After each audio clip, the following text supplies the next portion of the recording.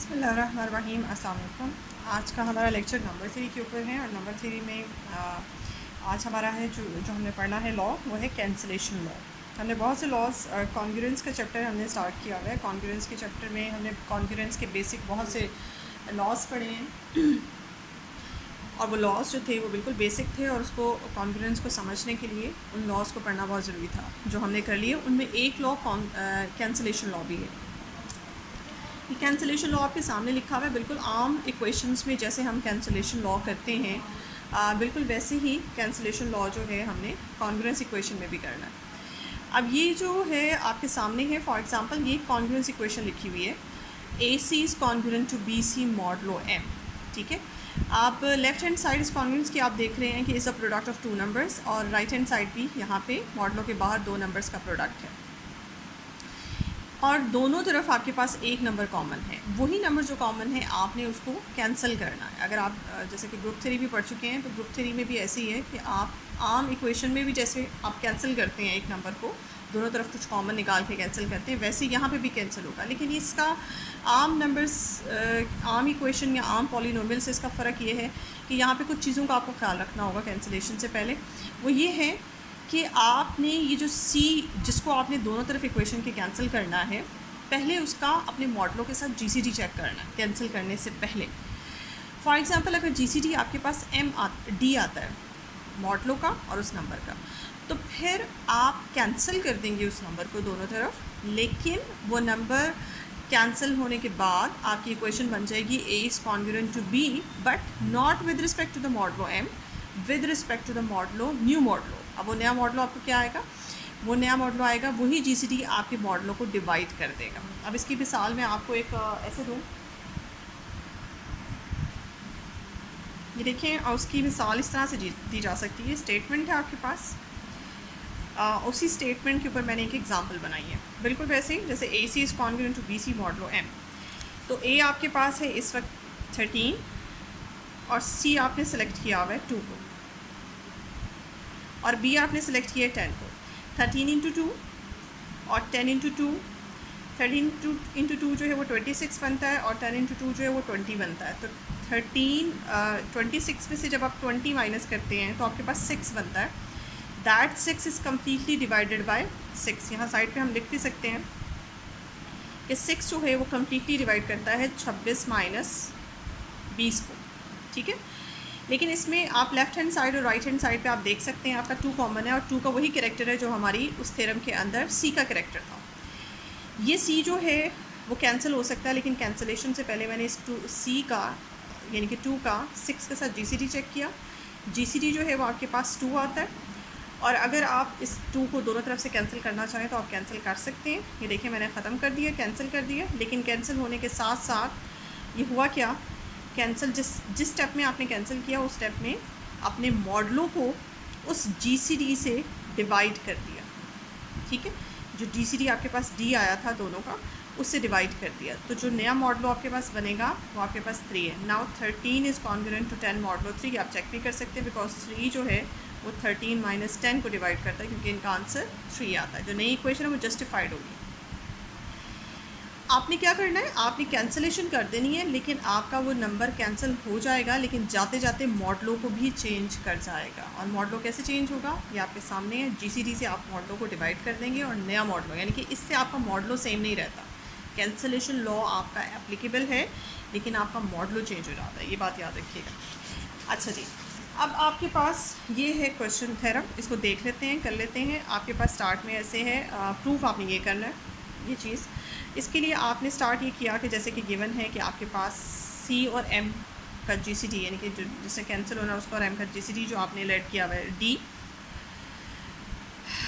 उसके लिए इसका मतलब है जीसीडी का जैसे बाय डेफिनेशन हमें पता है कि जीसीडी जो है वो दोनों नंबर्स को डिवाइड करता है। इसका मतलब है डी जो है वो आपका वो सी को भी डिवाइड कर रहा है और डी जो है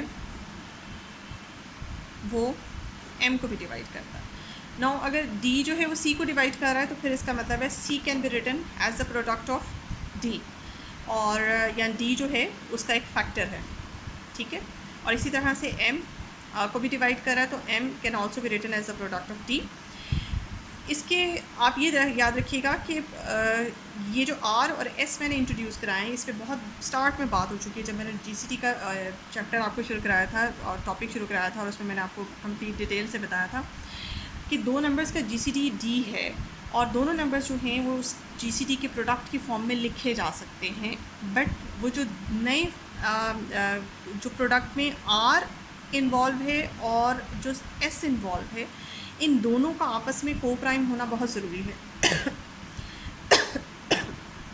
सॉरी, अगर ये दोनों नंबर्स आपस में को प्राइम नहीं होते तो फिर जीसीडी चेंज हो जाएगा। ठीक है, इसकी मिसाल मैं आपको ऐसे दूंगी कि बहुत इंपॉर्टेंट पॉइंट है जो मैंने आपसे यहाँ पे डिस्कस की। इसकी मिसाल मैं आपको रूटीन लाइफ से ऐसे दे सकती हूँ, और ये बात आपने हमेशा याद रखनी है। ये कैसे है, जैसे मिसाल के तौर पे आपके पास दो नंबर्स हैं 9 और 27, इन दोनों का जीसीडी आपके पास 9 आता है, लेकिन अगर आप ये देखें, and because these two numbers can be written as the product of GCD, 9 को जीसीडी के प्रोडक्ट की फॉर्म में लिखें तो आपके पास जो प्रोडक्ट फॉर्म बनती है, फैक्टर फॉर्म बनती है, वो बनती है 1 into 9, जबकि 27 को जीसीडी के प्रोडक्ट की फॉर्म में लिखें तो फैक्टर फॉर्म आपके पास बनती है 9 into 3। अब 9 तो है दोनों का जीसीडी, इन दो फैक्टर्स के ऊपर गौर करें जो कि एल्स देन द जीसीडी हैं। ये दोनों फैक्टर्स आपस में क्या है, को प्राइम है, 1 और 3 आपस में को प्राइम है। ये एक आपके पास जनरल ऑब्जर्वेशन है, और याद रखिएगा अगर ये दोनों को प्राइम ना होंगे तो 9 और 27 का जीसीडी 9 नहीं रहेगा।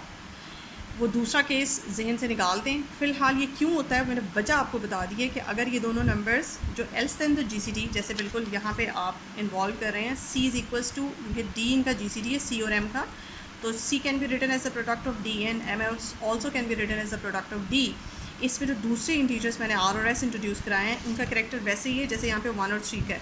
तो ये दो नंबर्स आपस में को प्राइम ज़रूर हैं, क्योंकि अगर ये को प्राइम नहीं होंगे तो फिर जीसीडी चेंज हो जाएगा। ठीक है, तो अगर जीसीडी आप कहते हैं कि 9 है तो फिर ये दोनों नंबर्स आपस में को प्राइम है। इसकी और मिसाल देख सकते हैं, जैसे 6 और 2 का अगर आप जीसीडी लेते हैं तो आपके पास 2 ही आता है, और 2 को जब इस जीसीडी के प्रोडक्ट फैक्टर फॉर्म में लिखते हैं तो GCD into 1 multiplied by that first number, और 6 को अगर इस जीसीडी के फैक्टर फॉर्म में लिखते हैं तो आपके पास 2 into 3 आता है। अगेन आपके पास जो आर और एस की जगह नए नंबर्स आए हैं, जो नए इंटीजर्स हैं, वो आपस में क्या हैं, को प्राइम है। इसी तरह से आपके पास 16 और 14 को आप देखें, इनका जीसीडी आपके पास निकलता है 2। इसके फैक्टर्स 16 को जीसीडी के प्रोडक्ट फॉर्म में, ये फैक्टर फॉर्म में लिखें, और 14 को लिखें तो ये फॉर्म आपके पास आती है। जीसीडी के अलावा जो दूसरे दो इंटीजर्स हैं 8 और 7, वो भी आपस में को प्राइम हैं। तो ये एक जनरल ऑब्जर्वेशन है, इसको हमेशा याद रखिएगा कि जब भी जीसीडी के मल्टीपल फॉर्म में आप ओरिजिनल नंबर्स को लिखते हैं तो जो दूसरा इंटीजर आप इन्वॉल्व कराते हैं दोनों के अंदर, वो हमेशा एक दूसरे के साथ को प्राइम होना उनका ज़रूरी होता है। अब वापस आते हैं, ये पॉइंट भी हमारा क्लियर हो गया। इसके बाद हमारी गिवन इक्वेशन क्या है, हमारी गिवन इक्वेशन ये है कि a c is congruent to b c mod m. इसका मतलब क्या है, इसका मतलब ये है सिंपल, आप इसे डिवीजन इक्वेशन में कैसे कन्वर्ट कर सकते हैं, मॉडलों को कि एम डिवाइड्स ए सी माइनस बी सी। अब ए सी की जो ये सी की ये फॉर्म है आर डी, वो आप यहाँ इंसर्ट कर दें तो ए आर डी बन जाता है, और यहाँ पे भी सी की वैल्यू लिखते हैं तो बी आर डी बन जाता है। आर डी आप कॉमन निकाल लें ये। अब एम जो है वो आपका product of R D and A minus B को डिवाइड कर रहा है। अगले स्टेप में अगर डी को हम एम के नीचे ले जाएं तो ये स्टेप हम इस तरह से पहले भी कर चुके हैं, तो एम बाई डी जो है वो इन दोनों के प्रोडक्ट को डिवाइड करता है। एम बाई डी क्या है, एम बाई डी की वैल्यू अगर हम यहाँ से निकालें तो एम बाई डी की वैल्यू निकलती है एस। इट्स मीन कि एस जो है वो आर और ए माइनस बी के प्रोडक्ट को डिवाइड कर रहा है। अब यहाँ पे वो चीज़ आ गई, ये वो डिविजिबिलिटी थ्योरी के बहुत से रूल्स हैं जो मैं आपको पहले पढ़ा चुकी हूँ, और इन रूल्स में एक रूल ये था कि अगर आपका एक नंबर दो नंबर्स के प्रोडक्ट को डिवाइड कर रहा है और उनमें से एक नंबर के साथ आपका डिवाइज़र को प्राइम है, जैसे इस वक्त आपका डिवाइज़र एस है और वो R into A minus B के प्रोडक्ट को डिवाइड कर रहा है, एक नंबर ये है और एक नंबर ये, जैसे कि मैंने अलग अलग अंडरलाइन किया।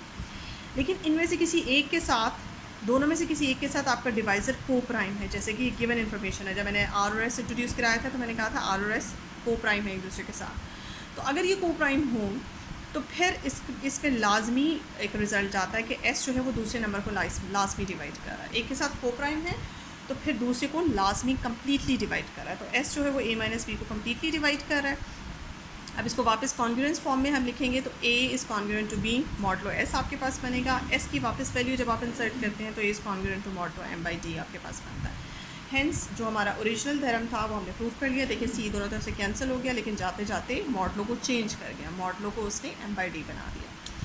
ये हो गया थ्योरम कैंसिलेशन लॉ। ये आप आगे जाके ये इस्तेमाल हो रहा है जब भी हम कॉन्ग्रुएंस इक्वेशंस सॉल्व करेंगे तो उसमें ये बारहा इस्तेमाल होगा। यही थ्योरम के बाद एक कोरोलरी है, वो आपका होमवर्क होगा। ये कोरोलरी देख लें, ये आपने खुद सॉल्व करनी है। ये कोरोलरी क्या है? सेम वही कोरोलरी है, a c is congruent to b c modulo m, लेकिन इस बार सी और एम का जो जी सी डी है वो मैंने डी नहीं लिखा, वो मैंने 1 लिखा। ठीक है, अगर हम इन दोनों का जी सी डी 1 लें तो फिर A is congruent to B modulo M. अब आप देख रहे हैं कि आपका मॉडलो चेंज नहीं हुआ, क्योंकि आपने जब सी कैंसिल करना है तो मॉडलो जीसीडी से डिवाइड करता हुआ जाएगा मॉडलों को। आपका जो जीसीडी है वो आपके मॉडलों को डिवाइड करेगा। इस वक्त जीसीडी आपका 1 है, इसलिए आपके मॉडलों पे कोई फ़र्क नहीं पड़ा। तो इसका मतलब है बहुत सी जब आप इक्वेशंस करेंगी कॉन्ग्रुएंस इक्वेशंस, उसमें आप देखेंगे कि मॉडलो कि जी मैंने तो कहा था कि मॉडलो चेंज होना, बट मॉडलो चेंज नहीं हुआ। उसके पीछे वजह यही होगी, उसके पीछे वजह ये होगी कि जीसीडी 1 होगा जिसकी डिविजिबिलिटी से कोई फ़र्क नहीं पड़ता मॉडलों के ऊपर, मॉडलो आपका चेंज नहीं होता। ठीक है जी, तो ये जो कोरोलरी है ये आपका होमवर्क है, बिल्कुल उसी पैटर्न पे जिस पैटर्न पे मैंने आपको डिविजिबिलिटी कैंसिलेशन लॉ करवाया कॉन्ग्रुएंस में, उसी पैटर्न पे आपने ये करना है। और आप चाहें तो आप मुझे कमेंट सेक्शन में जाके ये पोस्ट भी कर सकते हैं, आप मुझे बता सकते हैं, और फर्दर आप मुझे व्हाट्सएप भी करके ये दिखा सकते हैं। Thank you so much. आज के लेक्चर में इतना ही। आप मेरे चैनल को लाइक करें, सब्सक्राइब करें अगर आपने मेरा चैनल अभी तक सब्सक्राइब नहीं किया। Thank you so much.